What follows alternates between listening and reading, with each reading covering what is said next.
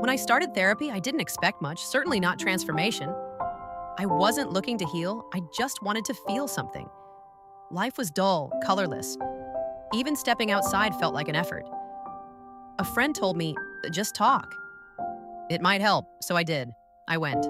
Not to heal, but simply to escape the silence. The first time I saw her, I paused in the doorway.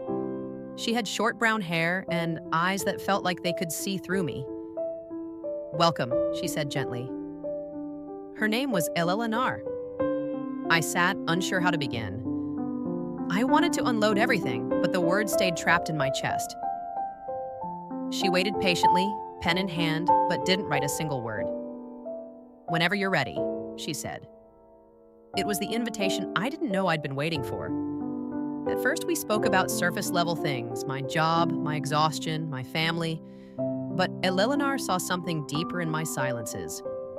She listened to the things I wasn't saying. Week by week, the sessions became something I looked forward to. I'd start preparing hours in advance, choosing my clothes carefully, and somewhere along the way, she stopped being just a therapist in my eyes. I noticed her more. Did she smile at me differently? Or was I imagining it? Why did our eye contact leave me breathless? And why did I feel so hollow the moment I stepped out of her office? I told myself it was wrong. She's your therapist, not someone to fall for, but the heart rarely listens to reason. One session, after a long silence, she asked, "Is there something on your mind today that you can't say out loud?" I almost told her, "I love you," but instead, I muttered, "I'm just tired."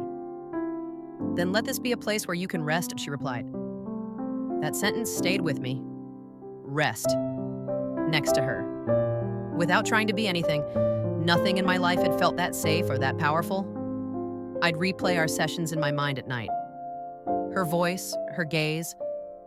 I remembered every small moment, especially the time our hands brushed as I reached for the door. Just a second of contact, but my body carried the memory for hours. Therapy no longer felt like healing. It felt like a date. I lived for those 50 minutes each week. I started journaling my feelings about her eyes, her voice, her presence. One day I tore a page from the notebook and slipped it into my bag, planning to give it to her. Weeks passed. I couldn't. Until one session, I found the courage. As I stood to leave, I handed her the folded page and said, "I want you to read this." She accepted it silently, then sat back down and began to read. Her eyebrows tensed, then softened. Her lips parted, but no words came out. Finally, she closed her eyes for a long moment. Then she looked at me. That was very sincere. Thank you, thank you." I'd bared my soul, and she thanked me like I'd done her a favor. "When I think of you," I said, "I don't feel wrong, but I'm scared." Eleanor dropped her gaze. "Sometimes feelings cross boundaries because we're emotionally starved," she said softly. "Is that what you think this is?" I asked. She didn't answer. That silence cut deeper than any rejection. That week, I tried to convince myself it was just a misunderstanding, a client confusing vulnerability for affection. But her voice still echoed in my dreams. The next session felt colder. She chose her words carefully, avoided my eyes. At the end, she hesitated, then said, "If this process is helping you, we can continue. But we need clearer boundaries." So, we're ignoring how I feel? We're just not acting on it. I smiled sadly. But even looking into your eyes is enough for me. Things only grew more tangled. One moment she seemed distant.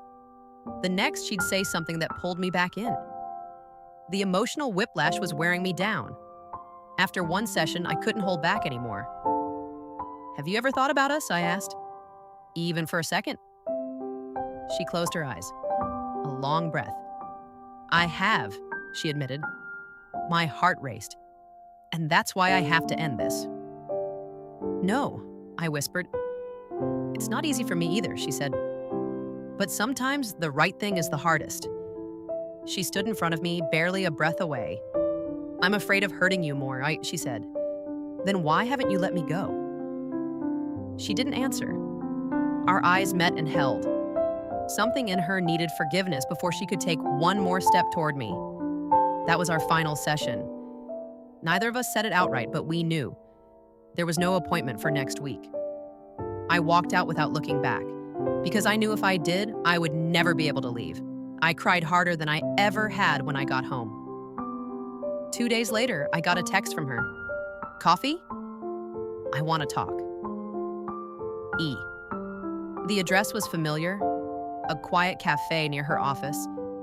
I told myself I shouldn't go, but I went anyway. She was already there. Hair tied loosely, strands falling over her face. A beige coat, simple and elegant. I sat beside her. Silence lingered, but it wasn't uncomfortable. I read your writin'.